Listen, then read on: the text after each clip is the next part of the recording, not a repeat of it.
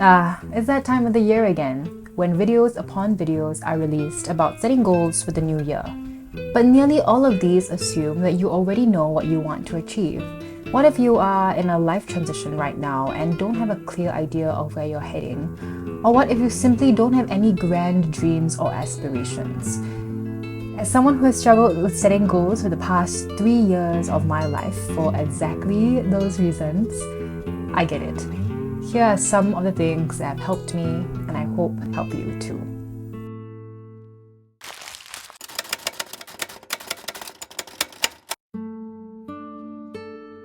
Have you ever considered just not setting goals for a while? I mean, we don't always have to be on the constant hamster wheel of progress. Sometimes we get burnt out, sometimes we just want to coast for a while, and sometimes the moment just isn't right. For me, I had been setting goals ever since I was about 17, and when I reached my final year of college when I was around 21, I had already achieved everything that I had wanted, and I didn't know what I was supposed to want to achieve next. So I spent that year really just setting these arbitrary goals, really because I just felt obligated to, and needless to say, I did not achieve a lot of them. So what I decided was just to take a break from setting goals in 2023. Here I am at the end of 2023, I'm still alive, no biggie.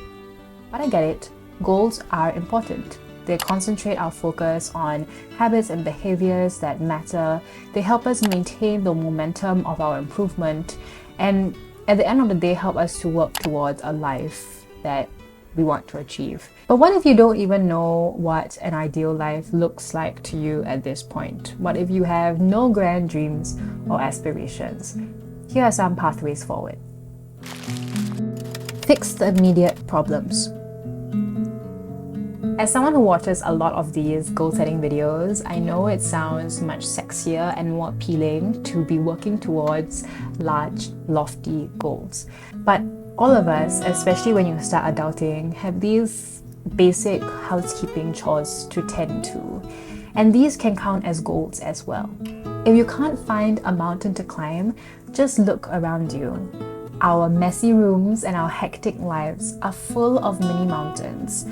Open that bank account, clean up your room, buy that household appliance that you've been holding off on buying that will make your life infinitely more efficient. There's probably like 3 things that each of us can focus on each day or each week to make our lives just a little bit better. So start by doing what is necessary, then move on to what's possible, and maybe you'll find yourself one day doing the impossible. Recognize your jealousy. Envy can alert us to the goals and milestones that might never even have consciously crossed our minds. If you find yourself jealous of someone else, really think about why. Are you jealous of someone else's health, discipline, career, relationships, lifestyle? What is something or some things that someone else has that you want for yourself? Harnessing jealousy can actually be a massive motivator to work on achieving those things for yourself. Return to the fundamentals. There are some fundamental habits that have become productivity cult classics by this point. I'm talking the meditation, journaling, exercise, daily planning, and so on. These fundamentals are so popular for a reason. They work. Inculcating just 1 or 2 of these fundamental habits into your life will already make it that much better. Here's the part of the video where I will encourage you to take out your journal so that we can do some reflective writing together for clarity around the things that matter to you. These prompts are not supposed to help you come up with the most aligned goals that will help you achieve this grand vision for what you want of your life. As I said, this video is for people who don't have a very clear vision yet of what they even want. So what these journal prompts aim to do is just to give you a sense of the things that you care about and what kind of person that you want to be. From there, you can start to take tiny steps in any direction rather than just staying stationary. So here are the prompts. If you only had 2 months left to live, what would you keep doing with your time left? And what would you be kinda sad about not experiencing or not being able to do with your life? This question gives you an indication of the things that you are currently doing that adds to your life, and also the things that you haven't done that you want to experience. For me, my answer to part 1 of this question would be I would definitely quit my job, but I would keep volunteering, I would keep dancing, and I would keep meeting my friends and family.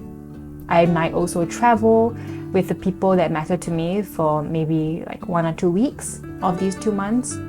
What I love about my answer to this question is that it made me realize that there's a lot that is happening and I'm currently doing that I already love. And I think that's great, right? It's just about continuing to develop those friendships and to invest more time into these things that already bring me value. For my answer to the second part of this question, the things that I would be a little bit sad about not being able to experience are things like owning my own home, getting married, and contributing more significantly to the environmental or social sector, either through my job or volunteering. Very clearly from this question, I already get a sense of the things that matter to me both in the short term and the longer term.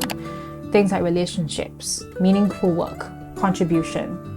Of course, there are some things that I know I value that this question hasn't captured, such as having a very strong personal finance system and having my learning goals met.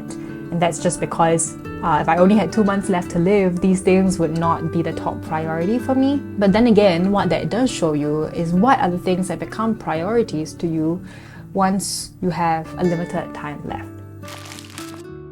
What feeling do you want to incorporate more into your life? And what are things that you can do to create that? This is actually a prompt that I used for myself when I was setting my goals for 2023. And the emotion that mattered to me and I wanted to incorporate more into my life at that time was peace. Other examples of feelings that you might want to incorporate more into your life could be gratitude, excitement, contentment, freedom. And then from there, you can think about what are the tangible things I can do to incorporate more of these feelings into my life. So that's all for the tips that I have for you guys, but I wanted to end this video on a personal reflection that I hope will resonate with some of you. Now that I've started adulting formally, one of the things that I found has been the most difficult is achieving balance. And this applies to goal setting as well. How do you balance the desire for constant growth and progress, and yet the need for rest and reflection when the path forward isn't always very clear? As I mentioned earlier in this video, 2023 was a little bit directionless for me. To be honest, it's not as though I've magically discovered the path forward, but I do have a clearer sense now of the things that matter to me at this particular stage in my life. A big part of that just came from experiencing life itself. So I do think it is important to have patience with yourself when you're still in the process of figuring things out. At the same time, it's important to balance this with the self-awareness of whether you are resting and coasting because you really need it or just letting yourself go. And staying in the same place is okay for many people. There are lots of people who are very happy and contented where they are.